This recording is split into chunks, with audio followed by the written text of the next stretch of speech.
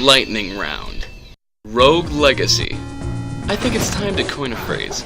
Roguelite. Initially, we had The Binding of Isaac, released in 2011, whose gameplay was a mashup between the old Legend of Zeldas and roguelike standbys. It maintained enough gameplay mechanics from the days gone by, but updated its accessibility by merging it with new, fresher influences. Much like The Binding of Isaac, Rogue Legacy is built around the same idea. Make a game with mechanics that mirror the roguelikes of old, but update the accessibility with modern influences. If The Binding of Isaac is old-school Legend of Zelda, then Rogue Legacy is Metroidvania. The game is built around fast-paced 2D platforming with strong Castlevania influences, like destroying the local decorative furniture for items. Your goal is to jump, hack, and slash your way through 4 parts of a castle to unlock and enter the inner chamber back at the castle's entrance. But enough about that boring crap, let's talk about what makes Rogue Legacy really fun. Randomization, ladies and gents, and Rogue Legacy has loads of it. Of course, one of the big standards of a roguelike game was randomized dungeons, a feature Rogue Legacy contains. More uniquely though, Rogue Legacy has randomized characters. At the start of each dungeon run, you have a choice of 3 characters. These characters will be randomly given a class, a number of traits, as well as a magical spell.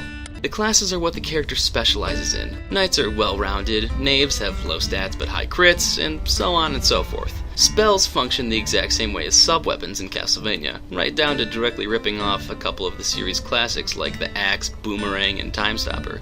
Traits are the final tidbits of customization, and they are the most iconic aspect of Rogue Legacy.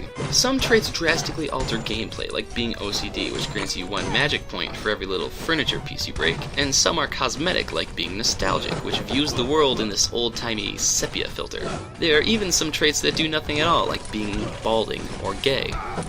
The traits are the core mechanics of this game. There are so many of them, and they truly craft the experience Rogue Legacy delivers. Do I want to risk having a dwarfism trait, making combat harder, but granting me access to little passageways? I really want to play this barbarian, but how much will being hit further back because of an ectomorph affect my run? Do I really want to do another Vertigo run? Answer: no, I don't.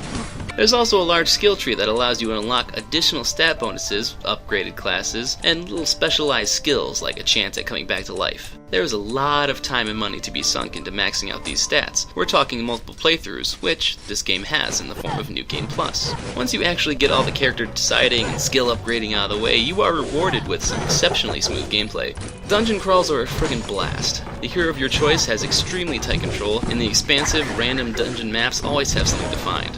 There are enemies to slay, journals to read, new equipment or runes to find, mini-bosses to challenge, mini-games to play, and goals to complete to unlock special items. The combination of fluid gameplay and discovery adds an addicting layer over the entirety of Rogue Legacy. Not to mention, in true roguelike form, the game is hard. Be prepared to die a lot, because this game has no bones about throwing you into some really sticky situations. With a game that offers so much in terms of unique experience, it's easy to get sucked into Rogue Legacy. You'll find yourself saying, just one more run, as the hours of the night turn into the hours of the morning. Striking a balance between roguelike and Metroidvania influences, it offers an experience that is extremely easy to pick up, and extremely hard to put down. Here's hoping the success of The Binding of Isaac and Rogue Legacy spawn off more games in the roguelite category.